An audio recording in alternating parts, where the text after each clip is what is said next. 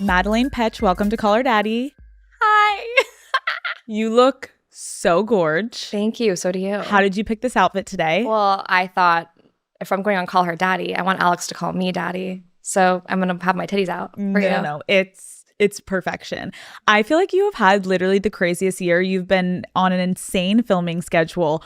Do you have any time off, or are you getting back into something? This is like the worst time to ask me this question. I had 1 day off for the next 2 months and they just put something on it. So I'm feeling a little overwhelmed currently. I'm somebody who this is the thing about my job that I was not made for me, is I don't do well with change in my schedule. And it changes constantly. Wait, you literally being an actress and you're like, I don't like change. I'm like, literally every 5 fucking months, you're like, new project. That I'm fine with, but I was just shooting a movie in Tulsa, which I adored.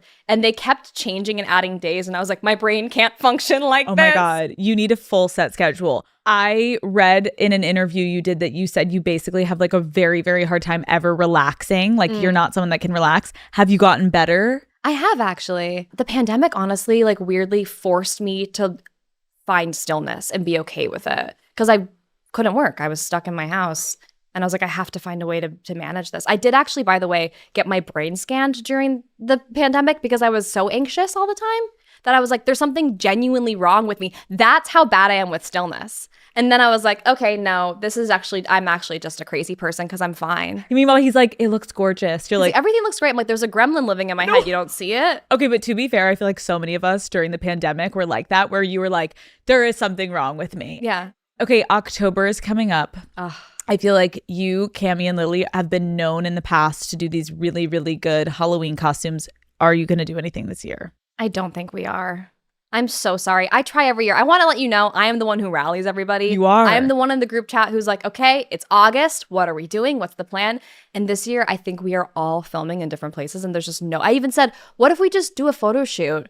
But we're all so busy, it's not even possible. Wait, how do you feel, though, about so many celebrities doing that? Where half the time they don't even go to the party in the costume, they just do the photo shoot and put it on Instagram. How do we feel? I don't even care, honestly, because I don't even like the party. I like the dressing up, but I don't even want to go. It's actually true. Being a girl is loving the getting ready process, and then you get to the party and you're literally like, can we go home and eat pizza and hang out? Press days, I'm like, I'm so excited for press days, and then after glam's over, I'm like, wait, I still have to go do stuff. Right. You just want to look cute, and then you're like, wait, I now actually just want to sit here, take some selfies, and then wash it all off and get in bed and watch a movie. Exactly. Actually fair. Okay, so no Halloween this year, but will you do something for a costume? I can't not do something for Halloween. But also, I am so excited, Alex. Six Flags is doing a Stranger's Maze, and they have little me's running around in there. And when I tell you, top 10 most important things to my entire life existence is having a haunted house with me running around in it that I can go and attend. Life is made. Wait. I can die happy. Wait. Little yous? Little me's, like me's. People with little wigs on running around as if they're me, Maya, and the Strangers. A dream. Are you gonna go? Absolutely, I go on the 11th. I am such a scaredy cat. So I would probably be like, I want to go. And then I'd be so fucking scared. I feel like you're gonna thrive. You don't go to Universal Horror Nights or anything? I just get really scared. I'm such a bitch. You're so fun. Are you crazy? I'm such a bitch. I thrive. September 1st, I'm like, I have my fireplace on. No, Madelaine, I was 75 degrees in my house. Okay, yes to that. But me, I literally was I was getting scared of Halloween Town. I would get scared of the guy. What, Calabar? You were scared of Calabar running around? Actually, yes. When he was yeah. No, honestly, he was a little scary. But that also came out when we were young. Let's be honest. Okay, fair. We're going to play a little quick game. Okay. It's called Firsts and Worsts. I'm going to give you a scenario and you're going to tell me the story behind it. Sure. Okay. What was the worst fashion phase that you ever went through in your life?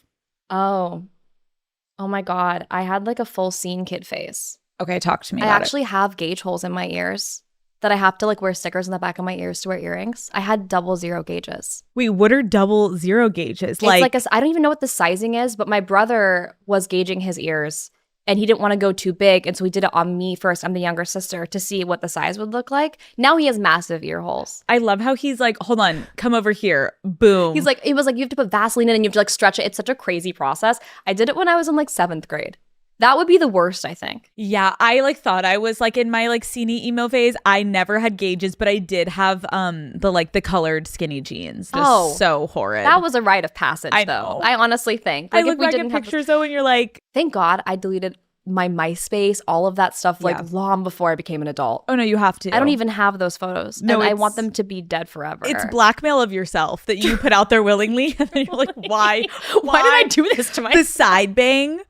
No. The way that I bought like thinning shears and thinned my own hair so I had like very thin hair. I was like, why would we do that? And now we all want thick hair. Yeah, I know. Horrible. Okay, what is the story of your first kiss?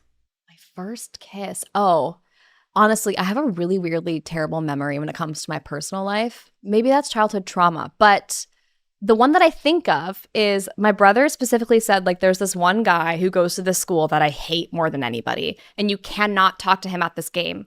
And I was like, you got it. Love you so much. And then I saw him and I was like, he's kind of hot. What do I do? And then I'm pretty sure he became my first boyfriend for like 6 months. And my mom would like drive us around in our minivan. I think I kissed him in the back of the minivan when my mom was driving. This is so telling of like who you are. Like I needed this information. I'm like, wait a second. I was my brother's like villain as a child. You know what? We would have been best fucking friends. Hell yeah. Because Hell yeah. I am a natural redhead. What? Yes. Wait, you didn't Wait. know? Oh my God. What? Yes. Why are you blonde? I How know. dare you? I know. It was like, Oh, what? I know. I I know. need pictures after this. Okay, is but you look over. way better. There's no way. Actually, I think you look so cute with red hair. No. Maybe now that I've like grown into my face, but not back then. But I was always like wanting to hook up with my brother's friends, and like they didn't really want to hook up with me. What about enemies? Brothers' enemies? That's what I'm getting to. Ah. I did hook up with one of his enemies. Love that for you. And he became my first boyfriend. We We're literally the same person. Shout out, you know who you are. Like it was, and I loved I it. wonder And where that guy is. I know. Well, I think I know where he is, but Okay. that doesn't matter. The problem was though that like my brother got so upset with me, but it only made me want to love this kid more. My brother didn't get mad at all. He's the best. He was like, I mean, if you like him, like all good. Oh my God, wait. You He's had the such a sweetest better little experience with guy. your brother. My brother came in and would like throw shit in my room and be like, you have to stop seeing him. And I was like, honestly, the day that you get bored of me seeing him, I'll probably dump him. But the sounds fact like that a you're CW enraged. show. Yeah. Honestly, it was a CW show. Okay. It was like One Tree Hill. Okay, next. What was the most random job that you worked before your big break as an actress? Because I know you had a Actually- couple jobs. I had a lot. I was a window salesman. Talk to me about that. So I was on Craigslist and I was like, what's the highest paying job I can find? And by the way, I was getting jobs on Craigslist. I absolutely could have been murdered. I was such an idiot when I moved here. Madelaine. And it was in Redondo Beach. And they were like, you go door to door and you sell windows to people. And I was like, bet. So I went and it wasn't working. And so I started waiting outside the houses till the wives would leave. And then I'd go to the door and like make myself cry and get the husbands to buy windows. And then I had a really high return rate was the problem because they didn't actually want the windows. They were trying to get the girl who's crying on the doorstep to leave. What a fascinating sales tactic. It was interesting. I don't think it was beneficial to Selling anybody. windows, picturing you coming up with like a reason these people need to buy fucking windows. And crying. Okay, but you were savvy. I was doing my best You were with doing what your I best. what I had to do. You were doing your best. Yeah. Okay, what was your first like big purchase once you got your paycheck from Riverdale? You know, I actually every season that we got picked up, I bought myself a new Cartier ring. So I have 7 Cartier rings for the 7 seasons of the show that I literally never wear. Yeah, wait, I was like, I don't sweet. wear them, but I have them and I like looking they're at them. somewhere. They're somewhere. Wait, do you ever wear them? Yeah, sometimes. I actually think I may have lost one, which was a real bummer and a move. Okay, what was the worst Riverdale plot line you ever had to act out? Where do I begin? Okay. give me a strong one. Okay. Okay. So it's like there's so many going through my head I can't decide. I had to act with my brother's dead corpse in a wheelchair for an entire season. Mind you, he died 4 years prior. His corpse should have absolutely rotted. But I was like basically losing my mind and speaking to a corpse for an entire season. I would wake up and be like, JJ, do you want your tea? See, I like definitely like watched the first couple seasons, and then when it was getting really crazy, I was Probably like, around that time. yeah. That's probably that's exactly. Actually, can I change my answer? My actual answer is this is my Roman Empire, okay?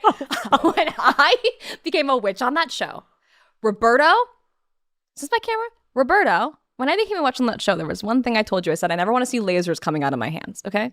What did he do in the season finale of season 6? I'm like Scarlet Witching up in the air, singing and crying with lasers shooting out of my hands at a comet. At a comet that ends up wiping out all of Riverdale, which is why we're in the 50s in season 7.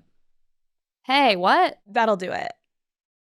And because you had the visual of like, I really don't want this to be me. No, and I actually think I might have given him the idea is the problem. I think I said like, just please no lasers. Like I'll do anything witchy, it's fun, but no lasers. And then he was like, Finale. I think she said she wanted lasers out of her hands. And you're like, God damn it. This like, will literally follow me for the rest of my life. I see it every day. The meme of me like crying and screaming and like I just Okay, but people loved it. It was fun. It was always a good time for me on set. I know today you kind of want to talk about some things that you've never publicly spoken about. Yeah. Why do you think you are finally ready to open up about your childhood? I think for a long time I struggled with the idea of, is it my story to share? I mean, it involved a lot of other people, my whole family. And I think I got to a place through therapy and talking to my friends, and also just I think about when I was a kid, if there was somebody that I loved, just like one person saw this, if somebody that I loved was talking about what they went through and it was even remotely similar to what I was going through, it would encourage me to continue. So I think it's just kind of an amalgamation of that and then finding the right platform and feeling comfortable with you to do that. Okay, let's do it. Okay. Let's do it, girl. Here we go. Okay, let's go back. Growing up, just like very beginning days, what was your family like? Honestly, they're the strangest people on the planet, but I adore them. My parents are South African, so they don't understand American culture very well, and they were raising 2 American children in a small town. I have a wonderful older brother and a mom who is like, do you know people who are destined to be mothers? Like that's my mom's entire purpose on this planet. And a dad who tried his very best. And you know that he was trying his best, but as a kid, I didn't really understand like the way he was behaving and treating me wasn't because of me, if that makes sense. When you say that you guys were different because your parents were South African, where were you raised also? Washington State. Washington. Okay. Were people outwardly like commenting on you guys? Like, did you stick out like a sore thumb, or was it just like in your head you felt different? I think also being a redhead and South African and being raised plant-based and without Christianity in my life, it felt like everything that were the core values of being a child, which is like looking normal, having a normalcy in religion and food eating, we didn't have. And so it felt more like maybe it was all in my head, but I definitely felt like I didn't belong growing up. So talk to me growing up about your relationship with your mom and your relationship with your dad and like your early memories of those relationships forming. Yeah, my mom is like the protector. My mom always was trying to keep the peace. Her words were peace and tranquility. And so she did her absolute best to not let me see the trickling effects of my father's behavior. My relationship with my father was really complicated because he has behavioral issues. And he would have extreme highs and extreme lows. And in the extreme highs, as a child, it's like you have the most fun dad in the world. It's like you can't live and breathe without that person being around. And then that person is ripped away from you and being cold to you and not responding when you tell them that you love them and getting angry at you and lashing out for no reason. And you think it's your fault as a child. Do you remember like an early core memory of like the first time you realized like maybe your dad was struggling with mental illness? When I was 8, my brother and my mother were in South Africa, and my dad and I had some sort of falling out over something. I don't even know what it was. And I told him I loved him. I was like crying and telling him I loved him. I wanted him to tell me he loved me back, and he told me he didn't love me. And he left. And so you were alone in the house? For a couple hours, not for very long. And I was just crying in bed the whole time. But I remember sitting there and being like, my father doesn't love me. Like I did something very wrong. And I was calling my mom, and they're on a different time zone. And that was the first time she was like, this has nothing to do with you. This is fully your dad. And that's when I really first understood that. I think it took a long time and a lot of therapy because we don't use diagnoses in the household either. So it took a lot of therapy for me to figure out what was actually going on. How was that explained to you that like we don't use? It wasn't. In fact, most of the time it was like, it's PTSD because my dad was in the apartheid war, or it's trauma, or it's just he's having a bad mood. And it's like, that's actually not what's happening. He has a chemical imbalance in his brain that makes him incredibly high and incredibly low. And it took a lot of therapy for me to feel the validation of a diagnosis, even if he has now gotten one, but even if he never got one, to understand what was actually going on. And it was frustrating because you're like, why do you not want to know? It will help understand and educate us on what's happening so it's not his fault either. Do you know what I mean? He's not trying to be like that. Right. I also think like our parents' generation just doesn't really understand mental health.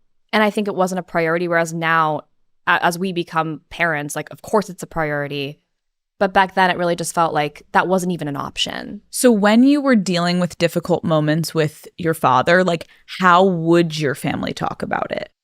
There's a lot of triangulation, which is something I learned in therapy, with my mom and my brother and I kind of having little kikis in my brother's room while one of us is crying because he's done something to them. Always verbal, never anything physical, thankfully. And usually the issue was I became this like key to unlocking his good mood. So when there was bad things going on in the house, I would be called to come and fix the problem. So no matter what the issue was, if he was upset with my mother or my brother, I would be sent in to essentially disarm him emotionally. Why do you think that was? He just has this like, I think a lot of men, like their little girl is the apple of their eye. And I think I was the apple of his eye. So I think it allowed him to like, I'd walk in and most of the time it would work. And I'd be like, Daddy, can we just have a nice night? Can we just figure it out? And it would take him a couple of hours, but sometimes it would work. So I think they kept doing that. Which is, at first, I'm sure before you were like able to process what was happening, everyone's like anything to get him to like come down and be in a better mood. Yeah.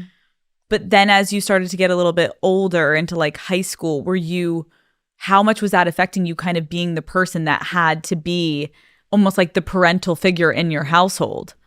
Yeah, I remember one night I was out, and I won't detail what was happening at my house because it's incredibly personal, but I was out at a ballet and I got a call saying you have to come home immediately. I had like 16 missed calls and I had to come home and deal with a situation that was so incredibly unsafe and so disrespectful as a child to put me in, that I had a lot of resentment towards everyone in my family for putting me in that position when they could have just gone to professionals and dealt with it properly. How did you process any of this?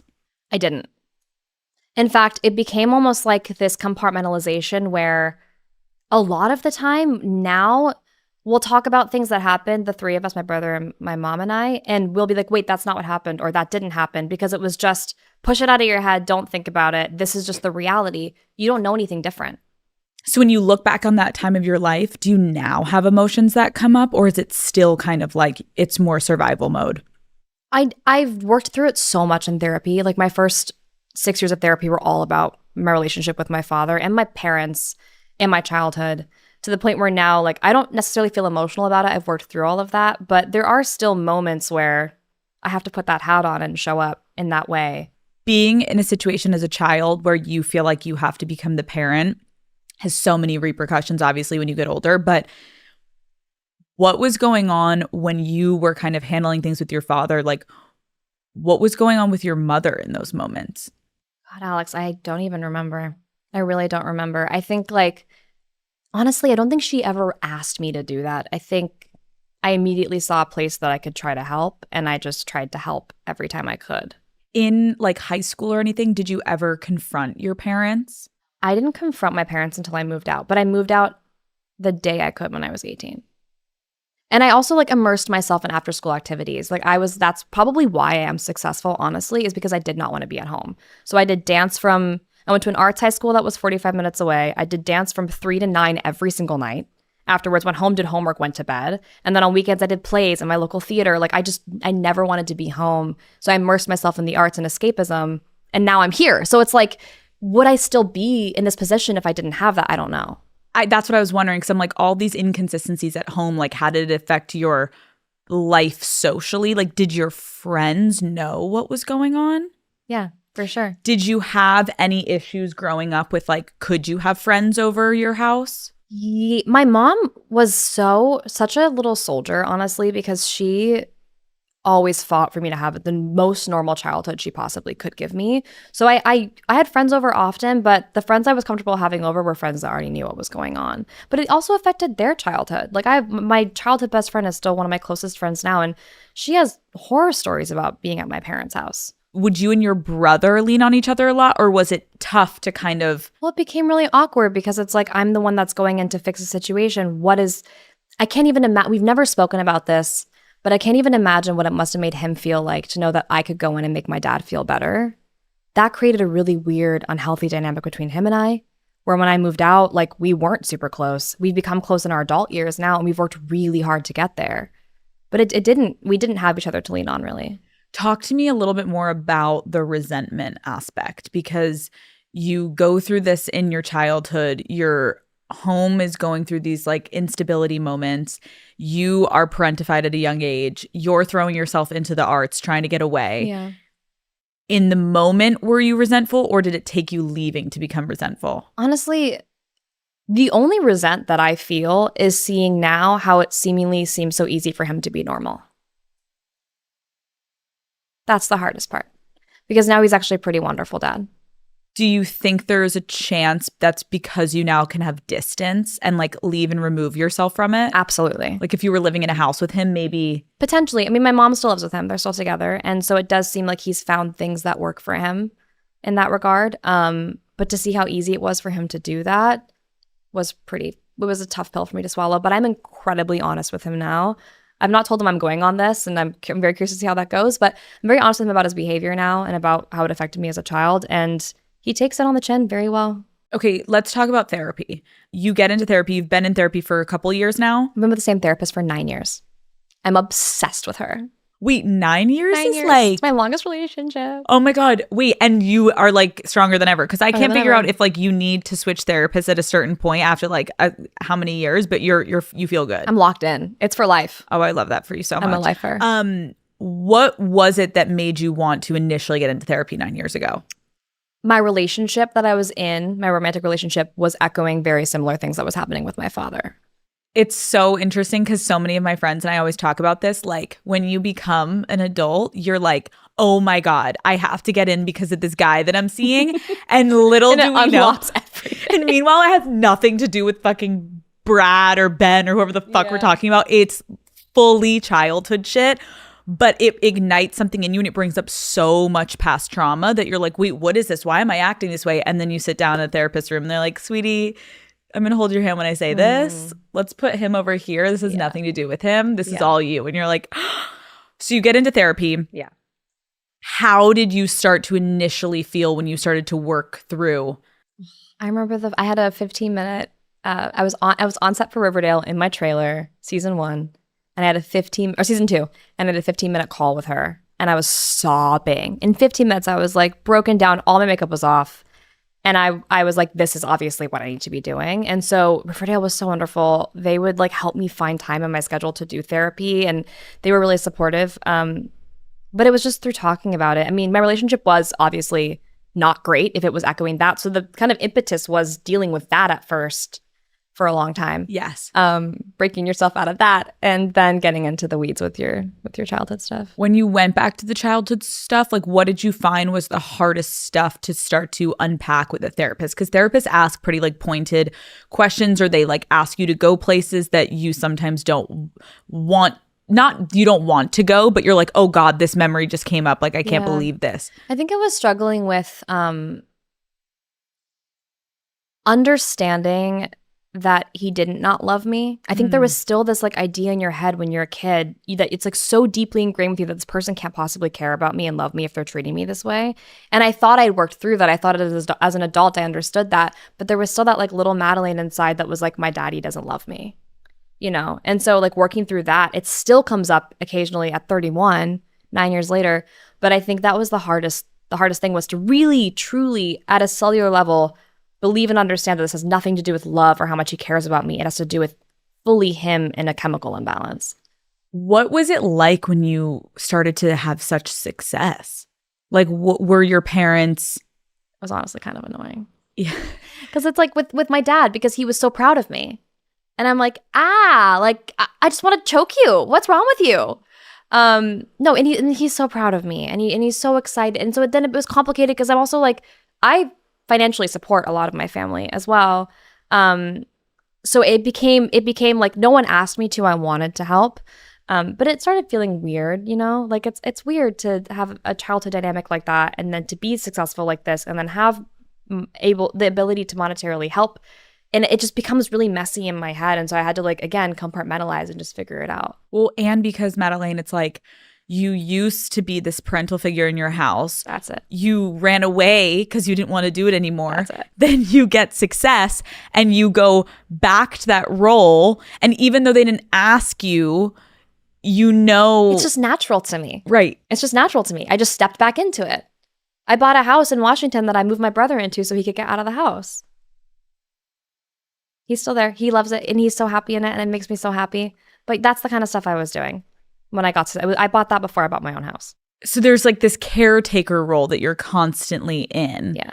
But then eventually, as in therapy, you're like, wait, I also have to take care of myself, right. Not everyone around me. Right. Can you talk to me about one of the biggest breakthroughs that you ever had in therapy, if any? Yeah. Not dating carbon copies of my father over and over and over again. And even if I'm like, this is not that. This is not that. This is so not that. This is why. It always was that. It was always that. So I have to say I feel at the place of my life now, I could not be further from that, which is the biggest success of my life, honestly. That's so fucking real, where you're convincing everyone, you're like, no, guys, this is so different. No, I promise you it's different. And also here's why. And I know I told you last week he did this thing that's exactly like the other thing I told you about, but it's not that. It's not that. You're not seeing it. You just don't get it. It's not clocking to you that I'm standing on business, okay?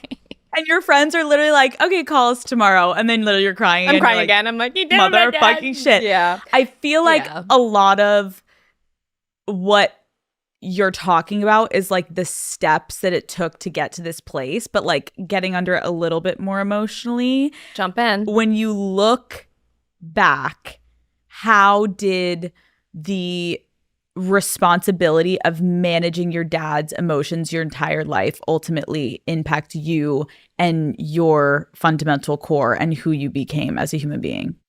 I remember in therapy once I said, I'm happiest when I'm somebody else. I'm an actor. And I think that's how. I think I spent a lot of my life not loving myself because I was like, if the person who made me doesn't love me, how the fuck am I supposed to love myself? And there are still moments where it's not even a conscious thought, but it's this almost deep-rooted, layered, sewn into the fabric of who I am, insecurity of so it really is to your point of what we were talking about earlier, taking a break and finding stillness is so important to me because it's moments where I can be I love myself and I love who I am, even though right now I'm telling you, I'm a fucking badass. I love myself more than anyone could possibly love me in the planet. I still have moments where I'm that little Madelaine who's sitting in her bed crying because she thinks her dad doesn't love her. I think for so many people that experienced extreme dysfunction in their childhood, there is this want to just keep going and keep, whether it's succeeding or whatever it be, keep moving so you don't have to really be still and be yeah. Hey, so how are we feeling about the past 20 something years of our life? Right. What do we feel about that? And when you do, sometimes it's really fucking difficult to get into therapy because I've had friends where they were like, I have to put a pause. This is literally I can't go to work. I am a mess right now because I'm remembering things. I have some friends that forgot about certain memories. It is a journey, but once you get over that hump, it really does bring you to a better place. Yeah. But it's not fucking easy. No. You talking about the men in your life. Talk to me about how your relationship with your father, actually give me some examples of how it affected the type of men that you were going for. Here's one. Okay. After me and one of my exes broke up, he came out with the same diagnosis as my father. Okay. Right. So let's all take a break for a second on that one. Okay.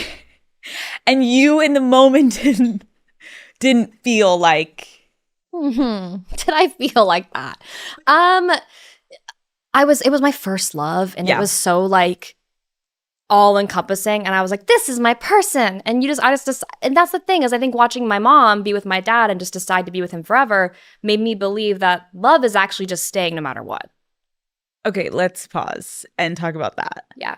How many times have you, and give me like some like things that have happened where you're like, I know I should leave, but I'm in love. There was a moment in a relationship where I knew in my heart it was over. I stayed for a year and a half longer. I called all my friends. I was like, I know this is it. I know it's over. I called them. I told them what happened. They were like, yeah, obviously it's over. I stayed for another year and a half because I watched my mom stay forever. And it's funny because I have friends now who are like in relationships with they're parenting a child together and they're not happy. And I'm like, trust me, take it from somebody who grew up in a household where the parents were dysfunctional. It's actually better for your child to see real love. Go out and find your real love. Give them an example of what a proper relationship is meant to look like so that they don't seek that out when they're adults. It's a good point. It's almost like sometimes people understandably think like keeping the family together is really going to be better for everyone in the long run. And then you see people be like, please get a fucking divorce. Like it actually will be better for all of us. And the parents are like, what? Wait, what? At the same time, though, I don't know if that would have been better. My parents also own a business together. So like I don't think it would have been the right thing. I think they did the right thing, but it did create a really unhealthy idea of what love was for me. I thought love was staying. How did you find yourself showing up in these dynamics? Like I know these men were acting a specific way, but what were you like in your relationships in the past? The same shit I did with my dad. There was conflict. I was immediately fixing it to my detriment. I didn't really allow I still have a hard time allowing conflict to stew. I think when there's unease or conflict, I get really uncomfortable for obvious reasons. And what do you do in those moments? Now? In the past? In the past, I would just scramble to fix it.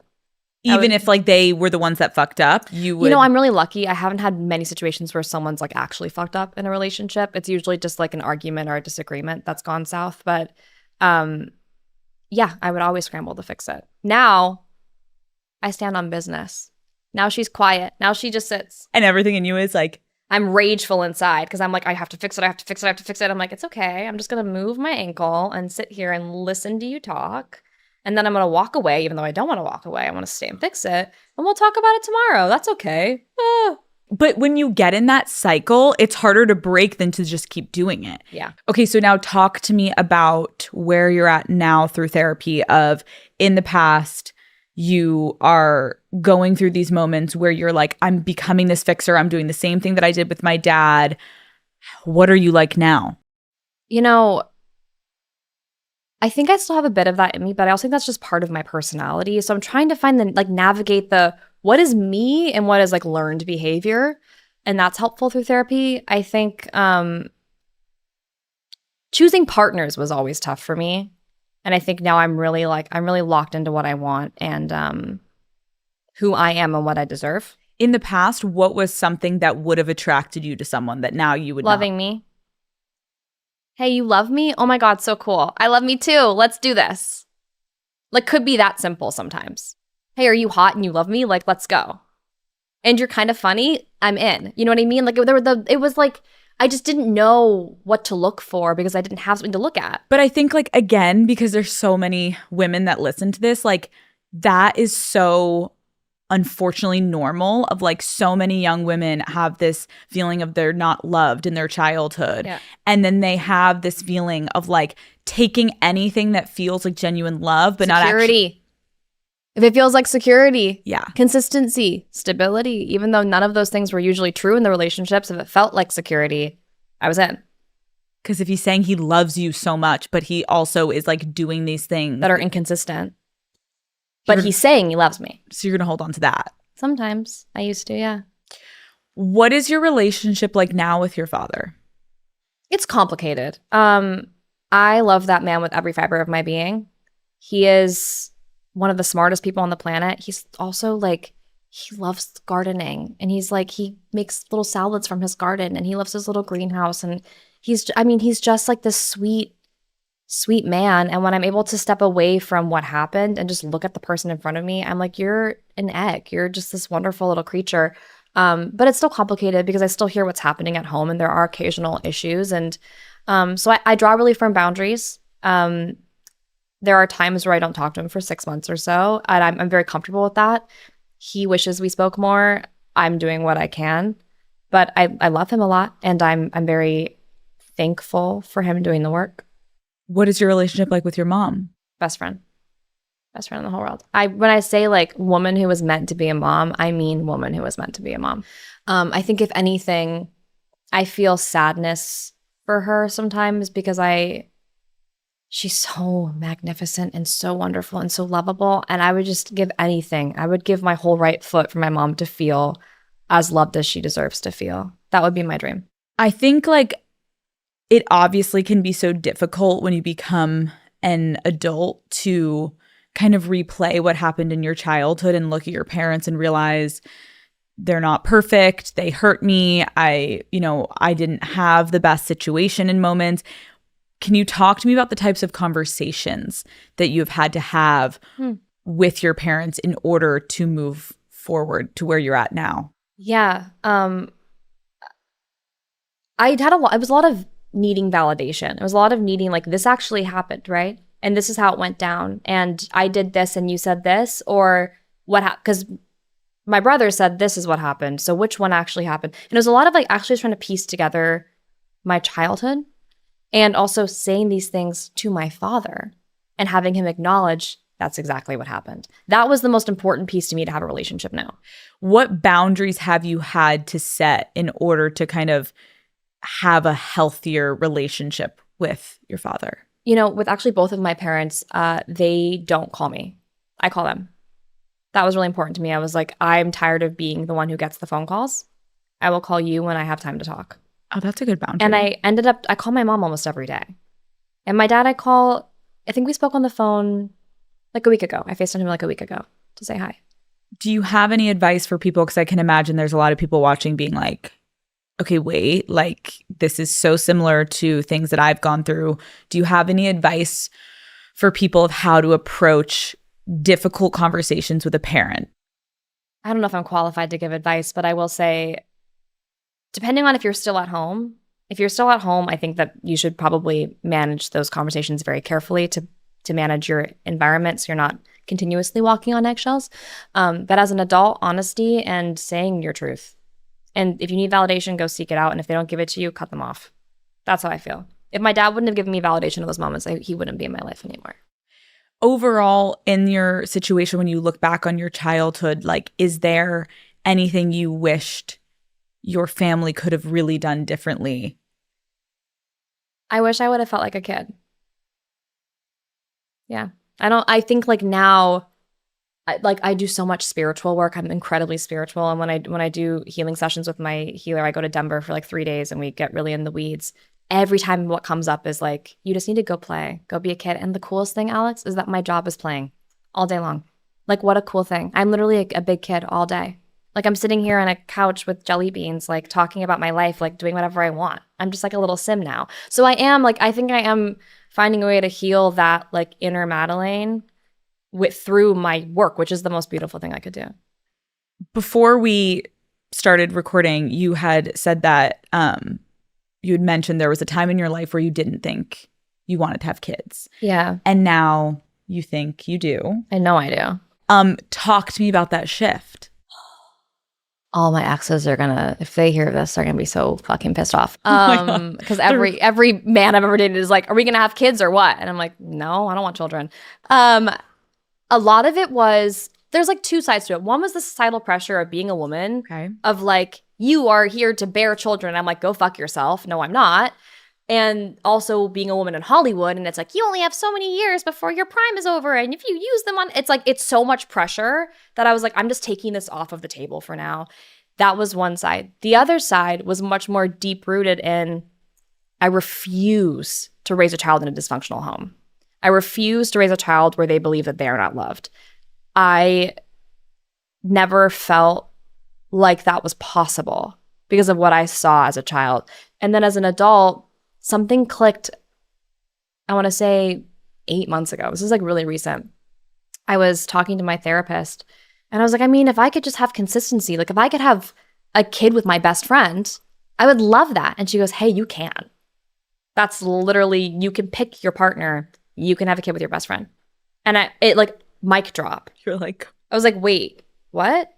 I can? She goes, yeah, you can. And then it's like, I started thinking about it. I was like, how fun would it be to be able to like, I saw this TikTok that made me almost just lose my mind. I wish I could show it to you, of this adult mom showing a video of her daughter saying, it's crazy to see how easily I could have been loved, how easy it was to love a little me. And it's like, knife to the heart, but also how cool would it be to like be able to give all the love I didn't feel and get to something little, and to like all the things that I feel, all the other youth that I feel now, like to see that through a child's eyes, like it just feels so beautiful. And so it was at one point the thing I wanted the least. I was like, I don't want to carry on this bloodline. Let it end here. And now I'm like, no, I can change my narrative. I can rewrite history, and I can decide what this looks like, and I have the power to do that. I think that's so beautiful, and I also think it should be more normalized to go through that thought process of like, it's okay that you changed your mind. Oh my God, now it's so annoying. Everyone's like, are you sure you want them? You've been saying for years you don't. And it's like, hey, what if you were in my situation? Would you want them? Also, guess what? My ovaries, I can do whatever the fuck I want. Right. I want them now. So shut the fuck up. Dude, like literally. It is crazy. Why is it that I don't get why people feel so much autonomy over women's bodies? Don't even get me started about politics. I'm not going to go there. No. But in general, it's why insane. is it your right to tell me that I'm my time is running out? Or even just to judge you of like, I think it's so important to acknowledge that women can change their mind and it is okay and it is none of our business. Do you have any advice for women who have felt a little bit of just like shame that they have gone back and forth of if they've wanted kids? Because I think people want you to feel shame. If you haven't known your whole life, then you're not meant to be a mom. Right. And it's like, actually, I have so much maternal instinct. It's absolutely insane. And I can't wait to put it on something and like just love something so much. No, I don't have any advice because I just experienced that. I don't know. Just live your truth. And who gives a fuck what anybody says to you, truly. And it's okay if you change your mind. You don't have to explain yourself to anyone. I don't know why women we have to explain ourselves so much. Like, stop explaining yourself is actually my advice. Yeah. You don't have to. You want them? Say it. You don't want them? That's cool too. You had said all of your ex-boyfriends were going to be like, what the fuck? Talk to me about how at the time not wanting kids and being vocal about that did, if anything, impact your relationships. I think it's so much easier for men to say they want kids. Yeah. Like, sure you do. Come inside of a woman, get them pregnant. You can leave if you want. Like, it doesn't, of course you want a kid. Right. It's like, fun call for me you. In 9 months. Literally. Let me know. I've got to grow that thing. I've got to brew it in here. So every guy I've dated has been like, yeah, I want kids one day. And I had such a harsh policy of like, I will not be the mother to your children. I was that crazy about it. I think also because I was like, you don't tell me what I do with my body back then. And now I think I spent so much of my time as a child in like living really heavily in my masculine energy to like kind of father myself, that now I feel comfortable sitting more in my feminine and like really sitting and being like, no, I want to be a mom and I want to be soft and I want to not have to protect myself and like have that support and like feel beautiful in motherhood. And so that was the juxtaposition for me. They're going to be pissed, but like that's not the reason we broke up for literally any of them. Okay, you said all of your ex-boyfriends. What's up? Are you single? You know, I'm 31. Mm-hmm. And I had a soundbite for you on this. And I am in a place in my life where I've been a public figure for 10 years. And I've tried to navigate my private and my public lives for a very long time, not very well. And the reality is, I know I'm on a show where I should be talking about my relationships, but like, I'm not going to. You're not going to. You know what? I respect you for that. You're like, I finally figured out. I need to take it behind closed doors and figure out if we're actually good together. And then maybe one day you'll all figure out. Okay, so we don't know if you're in a relationship. I do, but you don't. Okay. Oh, thanks. Okay. In this phase of life, what do you want out of a relationship? Okay, that's a great question. That's fair. Consistency. I think that's one thing that I learned is really important. Consistency in a partner. Kindness. Love. It's like honestly not that hard, I think, to be in a good relationship. And it's communication, support from a career. I think the hardest part is that I'm an actor and I naturally will have to go have sex scenes and do things like that. And so trust is really important. I'm a very trustworthy person, but it's hard to trust an actor and I understand that. Just understanding, communication. What would you say is your best quality in a relationship? How much time do you have? Go. I'm a fucking amazing girlfriend. Now I am like, the shit that I've done to get here, like I'm brilliant. You're like, put me in. Put me You in, want coach. me. Put me in, coach. You want me. I listen and I care and I'm understanding and I'm an incredibly good emotional communicator because of 9 years of weekly or 2 times a week therapy. That'll do it. I have a good group of friends. I have a good job. Like I think that I'm kind of the whole package. Okay, we're gonna play a game. I'm gonna describe a guy and you're gonna say if you're in or out. Okay. He took you on the best first date of your life, but he's fresh out of a messy breakup. Out. Yeah. I don't It's care. tough. I don't care. If it's a great date. I don't care. Right. You're like, call me in 6 months. Also, but like, no, don't, please. No? I'm 31. Okay. How Like, soon is too soon for someone after a breakup to be approaching you and like really pursuing you? It just depends on, it could be the next day if it doesn't feel messy. Yes. Okay, he's super fun and social with his friends, but he's shy and reserved around yours. It's fine. I'm in. I think it's kind of charming. Okay. How important is it for you to have your friends be friends with the person that you're dating? I think it's important that they get along and that like my there's a couple people in my life that are my North Stars. Yeah. If they love my partner, I'm in. If they hate them, I'm literally out. Like actually out. Have been there. I have been out. Love. Oh, that's the best. She's in the though. other room, one of them. Perfect. Yeah. Okay, he's super communicative, but won't share his location with you. Oh, that's fine. Would you ever share a location with a partner? I have if they ask. Okay. That's like whatever. Okay. What is the biggest lie that you've ever caught a man in? I was dating this guy. I was at work on location and he called me. He's like, I just got home. I'm going to bed. I love you. Good night. It's great. I love you. Good night. Got a call from the guy I was dating before him. Hey, I met your boyfriend last night at like 4 a.m. I'm like, hey, no, he was in bed. Were you in bed with him? And I really trusted this guy. I was like, when I'm telling you, like blind trust on only this partner, because he was just such, like he was that guy. And I was like, you're lying. You're being crazy. No. I call him the next morning and I'm like, hey, it's so weird, but he said that he saw you. He goes, no, I was at home. Okay. Call him back. I go, you're a fucking liar. He didn't see you. He goes, no. And he starts describing this specific present that I had gotten for him that he was wearing. That like no one had posted. It was like, there's no, and I was like, wait a second, hold on. Where were you? And he goes, oh, he was with this very famous 80s pop star and they were like all over each other at this bar. And then I call my boyfriend and he goes, oh, yeah, maybe I was there for like a second. I don't really remember. And then photos came out of them. And I was like, hey, what? Like, hello?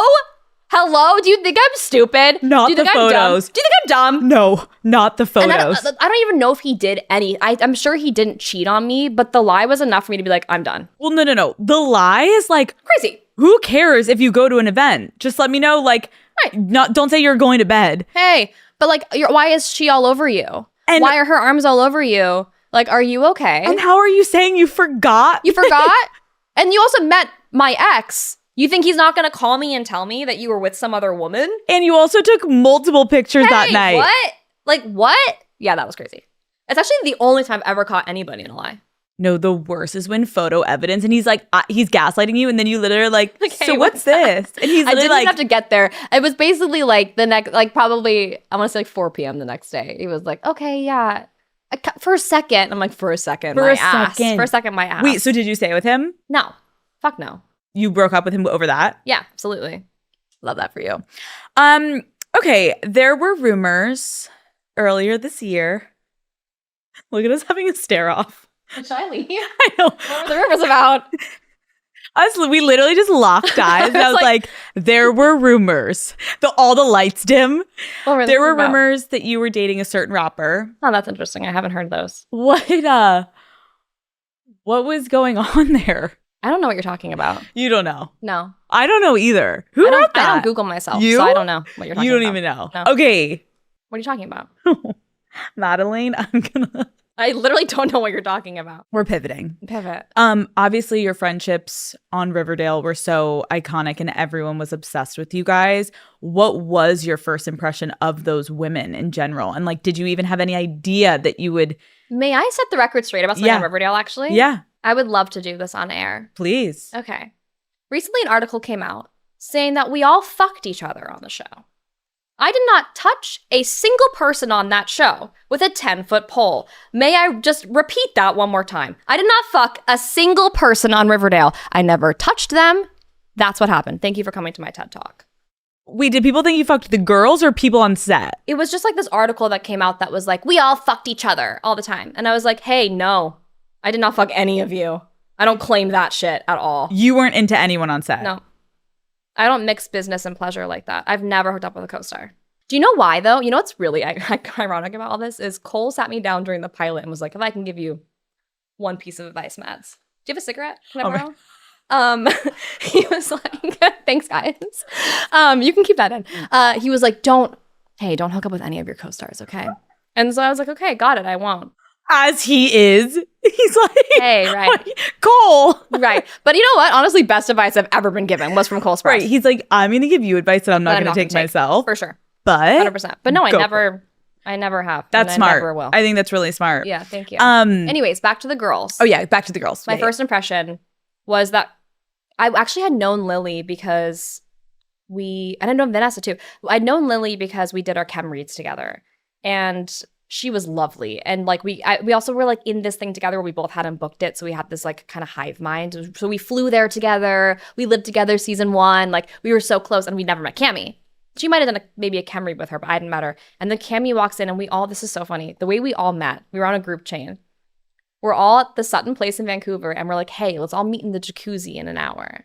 Like, what? Like, why are we meeting in the jacuzzi? This is why the rumors got out. They were all like fucking orgies in the hot tub. Orgies in the hot tub at the Sutton Place.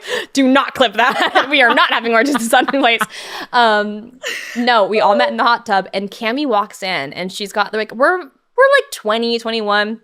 And she's got this like little black bathing suit on. She got this like tat under her boob and she looks all hot. And I was like, you're the coolest person ever. Like, bye, you're never gonna like me. But no, we all became best friends like immediately. The 3 of us were so close. It was interesting because the boys and the girls kind of got cliquey. Like the boys all loved each other, the girls all loved each other.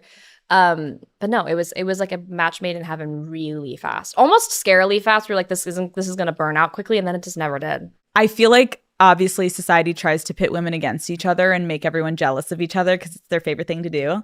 How did you guys avoid jealousy over like roles and screen time and who was getting more attention and the producers and all the things? We never had a problem with that. Ever. I think because we all started at the exact same place, we were able to just support. That was all it was. It was just supporting each other through the hard times, the lows. I mean, being in your early 20s and booking a show like that skyrockets to success, thank God we had each other. So it became this thing where instead of pitting each other against each other, we were leaning on each other in every second of the day. Do you think you'll ever rewatch it? No. What about when you have a daughter or a son? I'm not letting her watch that. Or him. Wait, why? You were so good. Come on. Actually, no, I will. I'm just kidding. You're like, I was really good. You're right. Yeah. No, I love Cheryl. To be honest, I love her. I think it was 8 years of my life. There's so many, when I watch the episodes, I'm thinking about what was happening behind the scenes. Like, honestly, maybe I will rewatch it one day. I watched the pilot the other day and started sobbing. Stop. Because I was alone? Like, the show could have been so good. Like, I watched the pilot and I was like, this is what it could have been. Like, you're like, it was so close. We were so close. But I'm also so thankful for it. Like, it's why I'm where I am right now. I met the friends I have. I love Cheryl Blossom more than anyone could ever love a character in my life. She was the most fun, psychotic, crazy woman of the planet Earth. And always a wild ride and always a challenge. So I can't complain. I think watching it would be, there's still like a bit of sadness about it ending. So I think it would be kind of like heartbreaking to watch because I was going to work and seeing my friends every day. Wait, why did you watch the pilot randomly? It was like 6, where was I? I was in Tulsa, Oklahoma shooting this movie and it was like recommended for you, Riverdale. And I was like, haha, okay. What's wrong with me? And I was also on like night shoot. So I was really overexhausted. I was like, I'll turn it on and go to bed. I watched the whole thing. I'm sobbing in bed by myself. Like, hey, what's wrong with you? Are you honestly okay? Really cute. That was really cute. I really love the show. And I think it was before its time. And I think that's really great. Let's talk about your new movie, The Strangers Chapter 2. Tell me everything. So movie 1 is kind of like your typical home invasion film. Mm-hmm. They try to kill us. They succeed with one, you know. And then the second movie is just me really fighting for my life more from them in the woods. And this time in crazy circumstances, doing things I never thought I would do. It's honestly, when I tell you, I'm like, how the fuck did I do this stuff? When I watch it, it's like I black out. I don't know what's happening. What was the hardest scene to shoot? There's a scene that is on my fucking, of course, on my DNRs, which I can't talk about it specifically, but there's a scene where I work with a creature actor. Okay. And we had to VFX it into something else. And I get into a full fight with this thing. And it's like, it's really brutal. And it's really insane. And it was incredibly tough to shoot. And we had half a day to shoot it. It's supposed to be 2 days. We didn't have enough time in the schedule. But it's so cool. It's so cool. You have another movie coming out. I do. Maintenance Required. This is the complete opposite side of the spectrum. And we're talking about a romantic comedy, which I love. The girl has range, okay? She's got an axe next to her head. She's running. Oh, we're so scared. We're so scared. Damsel in distress. And then we're funny falling in love. Funny falling in love. Okay, what do you think the daddy gang will love most about this movie? Okay, so Charlie, the lead character, me, is a mechanic. And she's like a hot mechanic. And like I went to mechanic school and like everything I'm doing is real. So it's just really cool. Dude, it's so refreshing to actually hear like you learned how to pole dance from your other movie. Yeah. You're learning to be a mechanic. Dude, I get paid to learn new skills. Why would I not want to do it? They're like, we can get you a handle. I'm like, no, put me in, coach. Like that sounds so much like why would I not want to do that? That's so fun. And it's like a ode to, I'm sure you've got mails probably before most of Daddy Gang's time. Never said daddy gang out loud before. It's okay. Sounds good. I like it. Yeah. But it's like an ode to those 90s, early aughts rom-coms that we all love. And I feel like we're trying to get back. It's the haters to lovers trope. It's really fun. Jacob is brilliant in it, my co-star. And it's really fun. And the love is earned. You were a producer on both of these movies. Mm-hmm. What made you want to step into that role? I just, if you can't tell by our conversation, I have like a naturally producerial brain, I feel like. So I kind of, especially being on Riverdale where the kids kind of ran the show. Like we were there for so long that we learned everything we could possibly learn, especially the girls. Like we really soaked that up. We all have production companies now. So I think it just comes naturally to me to produce. I just get it. I get scheduling. I understand how development works. I have a good brain for creative writing. And like, it's just kind of, it was a natural evolution. The Strangers, I got offered 2 weeks before we started shooting. And I was like, hey, I love the concept. Script's got to be redone. Let's work on that. I go to Slovakia like 3 days later. I start working on the script with the writers and the producer. I'm like writing in Slovakia. And then it just kind of naturally evolved to me producing it. Same with Maintenance Required. It was a very similar process. That's really cool. Because even just hearing like all the way back to the beginning of this interview, you talking about how you like loved the arts, you threw yourself into it. Now to be continuing to like build on what you love. It's so cool to see you now also like in these movies. Like it's just, we love seeing you on our screens. Hey, thanks. Madelaine, thank you so much for coming on. That was such a journey. That was really was a journey. We literally started, we go high, we go low, we go high, we go low. We went all over the place, but I feel like the fun thing about sitting down with you is like we see this version of you that we see on our screens in movies, television shows. We see you online, but to hear you actually talk more about who you are, where you came from, why you are the way you are, I think it's going to let your fans and mine just like fall more in love with you and really appreciate watching you grow. And I'm excited to see what the next decade holds for you, my girl. Thanks for making this such a safe space, my girl. Love you. Love you. That was really good. Yeah. Bye. Wow.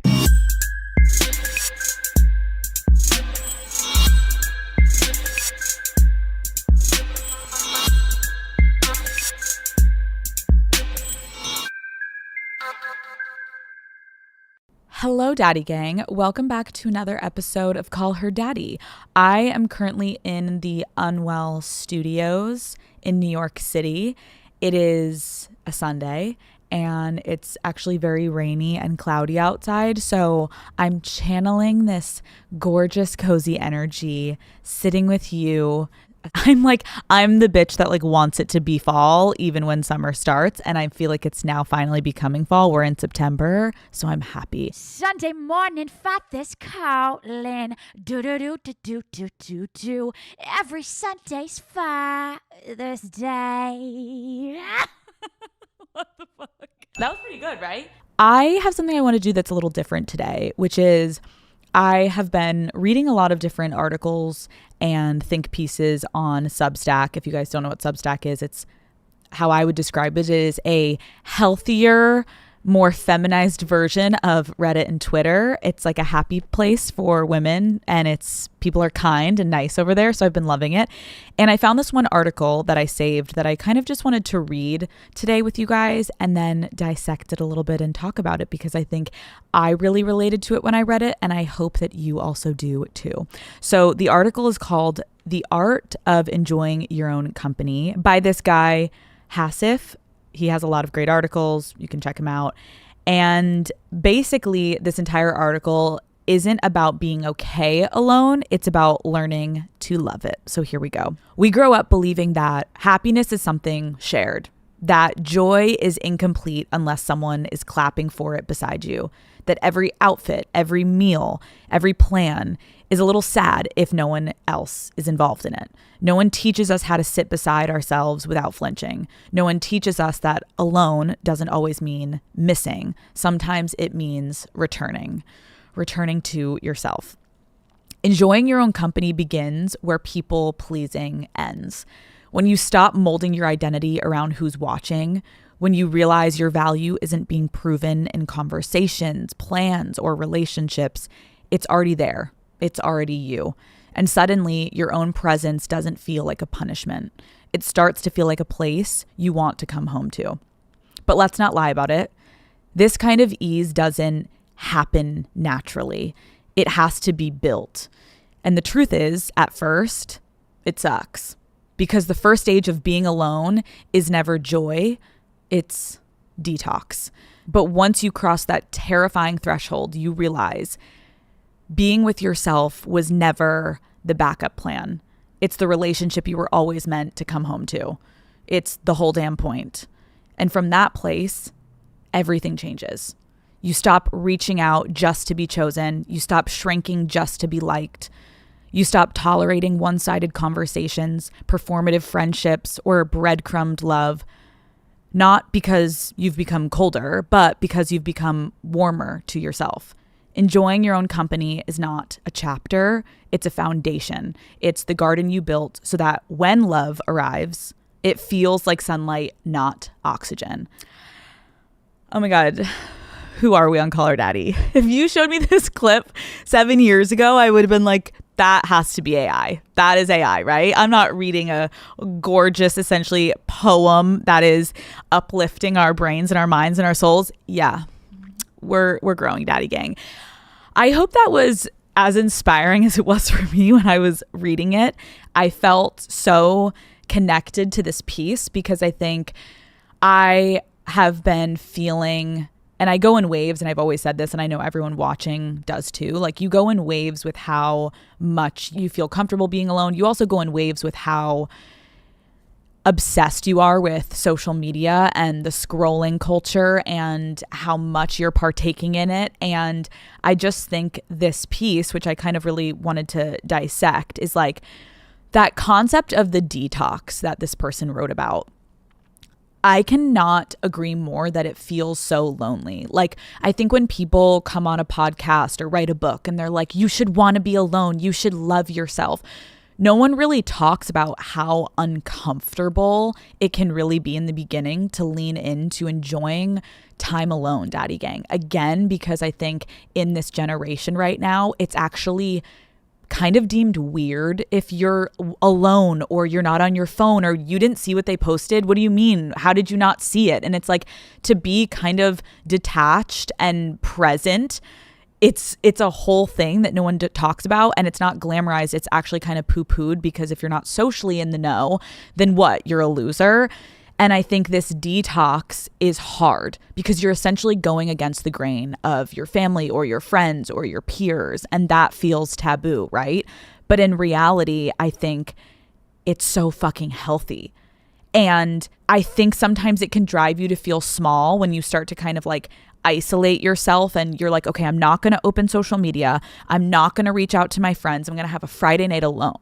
And I think why sometimes when you detox from feeling like you need to constantly be in the know with the friends and on social media and you can't just be alone, you feel so small in those moments because you're faced with your reality. When you're alone, you have to do something. And most of the time doing something in that silence is look inward. When you're watching a movie, even sometimes you'll self-reflect. How can I relate to that person, right? But then sometimes we just pick up our phone and we need double stimulation, and it's like, no, pause. What is this eliciting for you? What is this piece of art making you feel? Like, we have to start to think about how we're feeling about ourselves, or what's been going on, and what's our family trauma, and are we in a fight with our friend, and why did we get in a fight with our friend, and is our boyfriend treating us like shit? And then this whirlwind of emotion hits us when we're alone, and we're like, no, I'm going to go back on TikTok and scroll. This is too much. It's too much. And I think what I love that this person wrote is like, this detox really includes sitting in silence with that uncomfortability and pushing through, because the end result is actually you are building this most beautiful relationship with yourself, where you're actually working on the one relationship that matters the most in your life, which is the one that you have with yourself. I also loved how they talked about, you know, like how we feel this need to be perceived. And we live in this culture, understandably, that's like, you know, pictures or it didn't happen. And we curate our perfect Instagram stories to prove to others that, you know, we're not alone, and we want to get validated. Or even if you are alone, you're not alone, because you're going to get validated by all your followers that, oh my God, that picture of your matcha is so fucking cute. And it's like, drink the matcha maybe once out of 10 times. Let's start with that. And don't post it. Maybe it tasted actually better. Maybe you actually enjoyed your time more at the cafe than instead of having your head in your phone. I think I've realized, and especially with my job being on social media, sometimes it's like retraining our brains, daddy gang, that we do not need this like constant external validation. How incredible when you start to just validate yourself. And I think a lot of times, again, we weren't taught this when we were younger. It's like, what do your friends think about you? What did your teacher say about you? What are your parents saying about you? Like, how many likes did it get? And it's like, how do you feel? How do you feel about yourself when you wake up in the morning? How do you feel about the walk you took or the book you read? And if you're constantly looking for people's commentary and their validation on it, you're essentially stripping yourself of any autonomy over your life. And when you start to be back in the driver's seat of your life, you start to realize you're such a more confident person. Yeah, maybe you have to go through the detox and trudge through and be like, holy fuck, I never spend alone time. I'm so disconnected from my emotions. I'm so addicted to my phone. Like the other day, I was so annoyed with myself. I was sitting in my bed and I had about 2 hours in between a bunch of meetings that I was having in New York City. And I have been exhausted, a good exhausted. Like, I'm busy, I've got a bunch of meetings, but I was exhausted. And a part of me was like, I should take a nap. This is probably going to be way more advantageous for me and my soul and my career and the rest of my day if I just take a nap. And then I naturally, what do you think I did? I started scrolling instead, and I'm scrolling on TikTok, and I start to just have this like light tinge of anxiety, but I cannot stop scrolling. And obviously now, having so many different conversations and getting through my job to have conversations with a lot of these different platforms, like, this is the goal. They're literally putting like crack into this app so you can't get off of it. And I stop myself and I'm like, I just downloaded this book on my Kindle that I have been desperately wanting to start to read. And I'm putting it off because I'm like, I'm going to be on vacation soon. I'll just start it on vacation. But I was like, Alex, put your fucking phone down and open the book. I know once I open the physical book and I start reading this, I'm going to feel more fulfilled. I'm going to feel enlightened. I'm going to feel connected to myself. I'm going to escape into this world that's like going to bring things up for me, and I'm going to be learning something, and I'm going to be interested, and I'm not going to have that tinge of anxiety. And it took me, I'm not kidding you guys, a full hour where I was scrolling, going back and forth in my mind. And finally, I literally threw my phone across the bed. I picked up my Kindle and I started reading. I was in such a better mood, and then I fell asleep. And I woke up and I was like, oh my God, if I didn't put my phone down, I would have kept scrolling until my next meeting. And I just feel like I'm constantly going back and forth. And so I can imagine that's why I'm talking about it with you guys. We are constantly being drawn into this social media world 24/7 that is trying to get us to engage and engage and engage. And what it's really doing, and it's essentially making you dissociate from your own reality. I'm watching these girls and their perfect life and all the things and the juices and the Pilates and the workouts and the trips and all the things. And it's like, I know I have I have participated in that culture too, right? We're all posting these great things that we're doing, but most of the time we're consuming it by sitting in our fucking bed and feeling like shit. So I think that validation, I'm constantly trying to check myself to be like, I'm going to find nothing within this app right now. Put the fucking phone down, Alex, and read a goddamn book. I can't believe I finally get to say this. Call Her Daddy is brought to you by Stouffer's. You don't even understand. Daddy gang, let me set the scene for you, okay? It is 6 o'clock. You get home after a long, stressful day of work and you feel like you can't make one more decision, right? You're burnt out, you're tired, but you realize you're starving. It is dinner time, but even just thinking about what to make feels so overwhelming, okay? The fridge is empty, obviously. The idea of cooking sounds miserable and all you want is something easy, delicious, and satisfying. That is where Stouffer's comes in hot, literally. When the clock strikes dinner, think Stouffer's, because that is literally what I did my entire childhood, okay? Dinner dread is real, and as someone who hates to cook, figuring out what to make or even just to like order, I don't need that stress in my life. I really don't. I cannot tell you how many times I've been so grateful to come home. I open the freezer, boom, Stouffer's, boom, which one do I want, okay? Whether it's a slow night or a night in with Matt, Stouffer's has been my favorite tasty meal since day one. Shout out to my mother. She and I would eat the mac and cheese. That was like a weekly staple. Their lasagna is actually incredible. Oh my God, the Swedish meatballs, my favorite. Oh my God, the turkey and mashed potatoes with the gravy. Oh my God, the turkey tetrazzini, you guys. Stouffer's delivers big on flavor with great ingredients in every single frozen meal. For nearly 100 years, it has been the dependable choice for bringing friends and family together so we all can spend less time cooking and more time enjoying the moment. So skip the chaos, cancel the internal dinner debate, and solve dinner dread with Stouffer's. Shop now at your nearest retailer today. Stouffer's, I love you. Call Her Daddy is brought to you by White Claw. Stop letting plans die out in the group chat. Grab a White Claw and go make some memories. 100 calories in 12 glorious ounces, gluten-free, and the taste you know and love. I like to pick up a variety pack so that I can guarantee everyone can get their favorite flavors.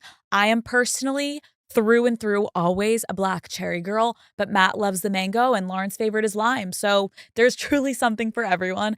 It's time to come out of hibernation and stop leaving everyone on red. My friends and I strictly drank White Claw for an entire girls' trip last year, and now I can't even smell sunscreen without being reminded of that trip. It was honestly the best time ever. An ice cold claw in your hand. That is peak life. Pick up a pack from your favorite local spot and grab life by the claw with your favorite flavor. Please drink responsibly. Hard seltzer with flavors. White Claw Seltzer works. Chicago, Illinois. Something I also was thinking about when I read this piece was kind of this PSA I almost now want to give. And it got me thinking that I would really urge anyone in the Daddy Gang listening, if you can, and I understand there's like a financial component to this, but if you have the ability at some point in your life before you are engaged and you go to get married, if you can live alone, it is one of the best gifts that you can truly ever give yourself. And again, I know there's a financial component and I want to be, mindful of that. I know sometimes that's not financially possible, but if at any point in your life before you get married, you have the capability to do that, I would highly, highly, highly recommend doing it. Because what I found when I lived alone, in my opinion, is that alone time at first, it can be disorienting. Like I remember one of the first time I lived alone out of college was in New York City during the pandemic. And I was so excited to move into this place. And the beginning was so fun. I decorated it how I wanted it to. I would spend hours online on Pinterest kind of creating this world, romanticizing in the herbal, like the herbal tea and the incenses and the candles and the throw pillows and you're like, oh my God, this is going to be the cutest fucking chicest thing ever. And then you do it and you achieve your apartment and then you sit there and it's a Wednesday night and you don't have plans and you're not talking to anyone and you're alone. And the idea of this gorgeous apartment, I will be honest, I had a lot of moments where I was like, I'm kind of lonely. Like I'm just sitting here and I'm kind of lonely. And the itch to just go and to hang out with someone or text someone or FaceTime someone always crept up on me. And I would do that. I would throw myself into that. And then I got to a point where I was living alone, where I actually was able to be like, I am going to do a self-care night. And I'm not going to post about it. I'm going to be with myself in my amazing space that I've curated for myself, and I'm going to enjoy it. And so I would take a bath. I would read a book. I would watch one of my favorite shows. I'm going to say the J word, I would journal. I would do these things. I would make myself dinner. And all of a sudden, slowly, I started to fall in love with myself. I know, as corny and cheesy as it sounds, I really would get excited for my alone nights. And I then started to get precious about it. Sometimes I would even cancel plans, and it wasn't because I was like too tired for work, just being like, I just need to be alone, but really I'm just going to scroll all night. No. It was because I had literally a date with myself where I was like, oh, I'm so doing my bath, my full shaving routine. I'm doing my skincare. I'm going to cook. I have this new thing that I got at the grocery store. And it was heaven. But it was so fucking uncomfortable in the very beginning. And so living alone with yourself forces you to go through all of these waves of emotion. You will feel loneliness. You will feel a little bit disconnected in moments. And that is okay. It's good, because the opposite is you're never alone. And you live with all these people. And then all of a sudden you go and you get married and you never be alone unless you make that alone time. Again, you can live with people, but are you being alone while you're living with the people? You can have alone time while you have a partner, but are you actively putting yourself into that position? And so you have to look at it, and it's like this alone time when you are living by yourself, or you are alone in whatever capacity that looks like for you. The biggest lesson I learned while I was living alone is when you are forced to be alone through difficult moments, whether it's something really horrible happened to you that day, whether you're struggling in your relationship and you're crying in your room, there becomes this resilience that you start to pick up, because while you're alone, and if you force yourself to try to handle things that maybe you in the past were able to run into your living room to your friend and be like, look what he just said, what do I do? Or pick up the phone and call your mom or your friend or whoever. All of a sudden, if you start to force yourself to be in those feelings, to actually start to have to work through, what is this bringing up for me? Why am I so upset? Why am I so hurt? Why am I crying? Why am I reacting this way? You start to have to process all of these internal things that a lot of times externally on the surface you can solve with people around you, but it's still just a Band-Aid. When you're alone, you're deep in your fucking soul and your core being like, how am I going to get myself through this? And why is this so painful? And that builds fucking strength. And the more you get your reps in having to rely on yourself, not in an unhealthy way, because I know there's people that grew up and you had to rely on yourself. I'm talking about finding the good balance of being like, oh, I fucking love myself. I trust myself. I know myself. As uncomfortable as it is, that's when you're going to become the best version of yourself. And to kind of wrap up and summarize all of this of why being alone is so helpful for your individual growth, I think the final point I want to make, Daddy Gang, is when you get to that point where you trust yourself, you love yourself, you know yourself because of the alone time you're spending with yourself, you start to be more selective in your life. And I have personally experienced this. When you find that rhythm with yourself, you start to be like, I don't need to externally go to the dinner and find more friends and go to the thing and call people and be on social media and read these things and be all consumed by other than yourself, because you're good with yourself. So when you do invest your time, it's because you get to be selfishly like, do I actually want that? Because I'm good with myself. So this is an additive in my life where prior, you're going to fill this validation hole. You're going to do this for validation. You're going to do this because you're too afraid to be with yourself. You're going to do this because you want to avoid being lonely. You're not lonely. You're just physically alone. And I think a huge part that I realize is you really stop tolerating performative friendships.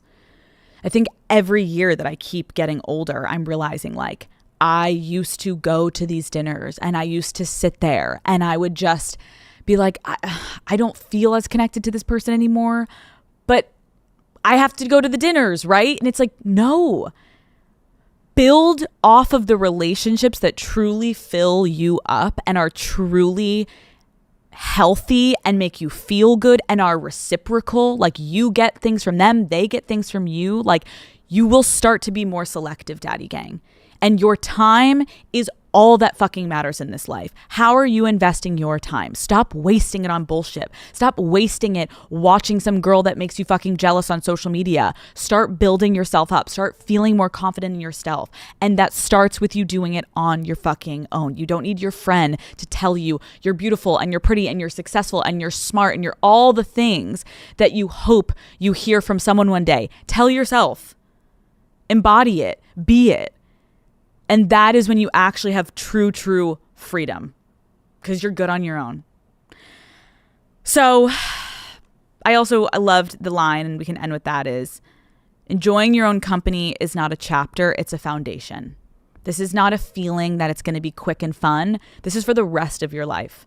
People go through heartbreak. People lose people die, you move across the country, you break up with friendships. So much turnover happens in our lives, but the one constant is ourselves. So you better be really fucking comfortable with yourself, because while you're going through all the hardest fucking things in your life, if you're able to turn inward to yourself in a healthy way, not a coping mechanism way, not a hyper independence way where you're just like, I have to do this on my own. No, it's where like, oh, I got this. Doesn't mean you don't need people. Doesn't mean you shouldn't call your mom or your friend, but you're doing it because you're like, I have how I feel about this. I want to get another opinion on this. It's not, I can't deal with this on my own, so I have to call this person. No. Get your shit together, Daddy Gang. You are enough for yourself. Lean the fuck in. Okay. I hope you like that TED Talk. We are now going to do some questions, because I don't know if it's time of year. I don't know if it's because fall is creeping up on us, but I have been inundated with questions recently, and I really wanted to do some TLC together and get you guys right where you need to be. So let's go to France, bitches. Here we go. Question 1. Hi, Daddy. Would love your thoughts. I have been seeing a guy from Hinge for about 10 days. We've had 3 long dates, sleepovers, no sex, but some hooking up.